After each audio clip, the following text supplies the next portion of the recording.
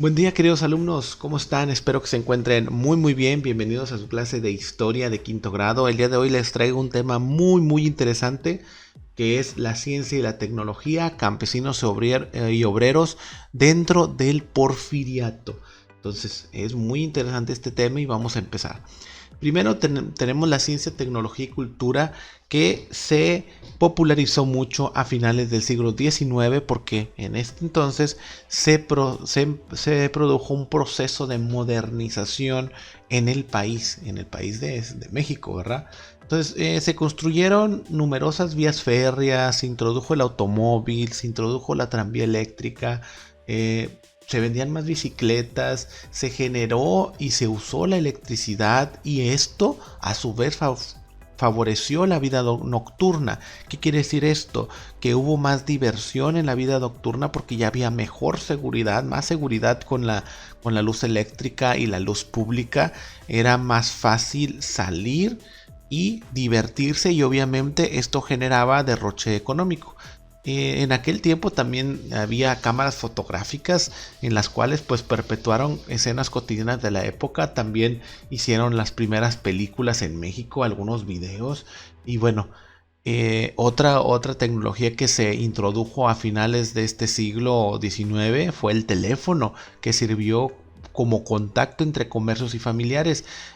Anteriormente se comunicaban mediante cartas, los cuales tardaban en llegar 2, 3, 4, hasta 1 o 2 semanas, hasta un mes llegaban a tardarse estas cartas, y el teléfono sirvió para comunicarnos al instante y hacer tratos comerciales y bueno, mantenernos en contacto con familiares. En aquel tiempo de la época era una tecnología revolucionaria que vino a cambiar como hoy en día ha cambiado la tecnología con los teléfonos inteligentes, las computadoras, etcétera. Bueno, en aquel tiempo el teléfono convencional era un gran invento. Y bueno, lamentablemente en esta época estos avances hicieron más evidente las desigualdades sociales.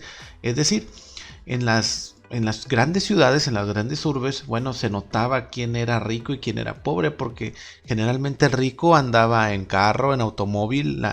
No cualquiera podía comprar un automóvil.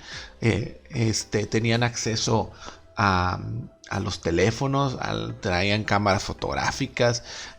Bueno, eran dueños de negocios, salían con más frecuencia, y pues los pobres pues no, ¿verdad? No podían hacer todo esto, no tenían el dinero suficiente para poder solventar una casa con luz eléctrica, o mucho menos tener un teléfono, ¿verdad? Entonces era muy notable las desigualdades sociales.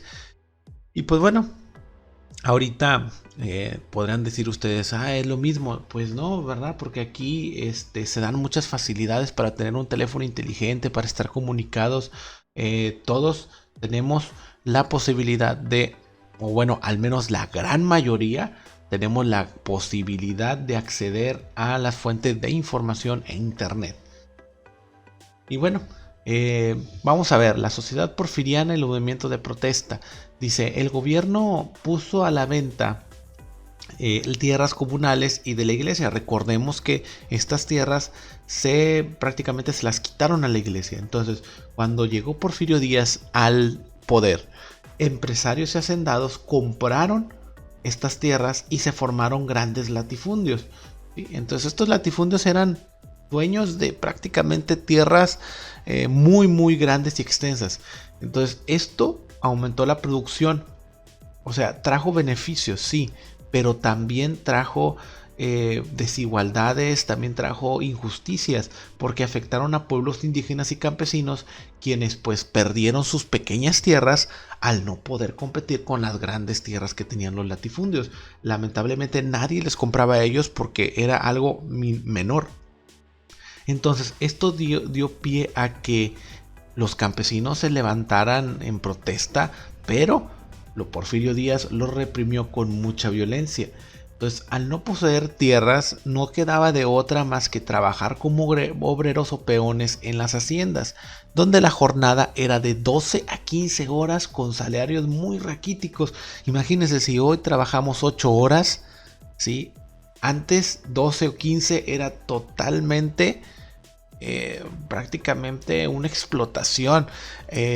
Prácticamente trabajaban de sol a sol, se levantaban a las 6 de la mañana, ¿sí? Y prácticamente llegaban a casa a las 9, 10 de la noche, ¿sí? Y constantemente maltratados por los jornaleros, por aquellos dueños de esas tierras, y bueno, con un salario totalmente injusto y raquítico.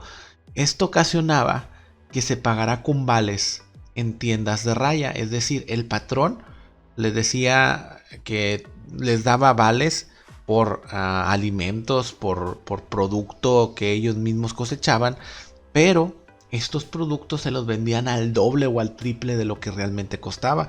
Entonces esto obligaba a que los campesinos, los peones, pues pidieran un préstamo, los cuales lo endeudaban más, y prácticamente el latifundio, lo que es el dueño de las tierras, era prácticamente el dueño de toda su vida, y prácticamente esa deuda se heredaba a los hijos.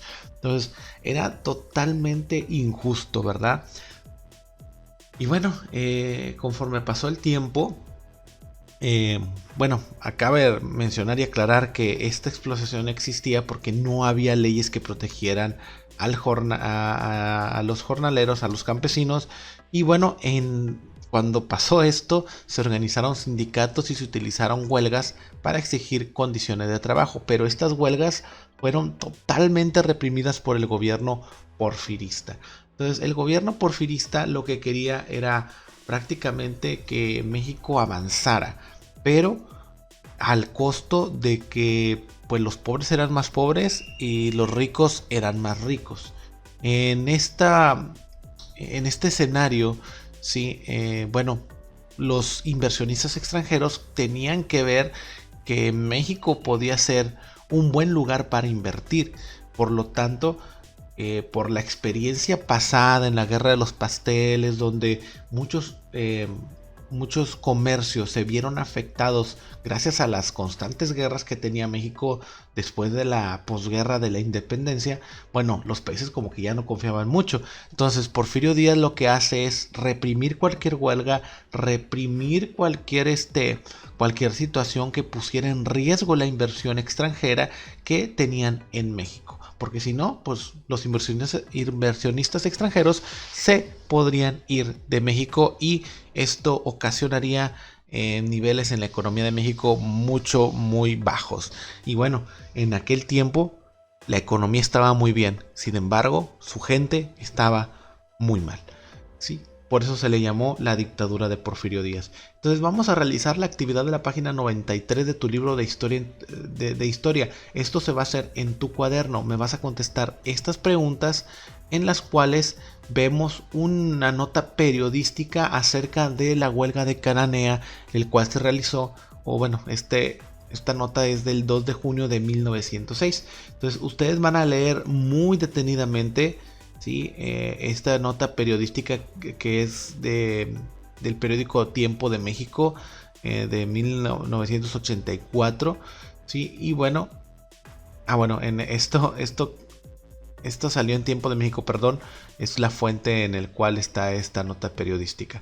¿Okay? Y bueno, vamos a contestar estas preguntas, en las cuales nos dicen que qué motivó la huelga, a quiénes la iniciaron y cuáles eran sus demandas, y si consideras que las peticiones eran justas y por qué. Si fueras el dueño de la empresa, vamos a ver qué harías tú para evitar una huelga.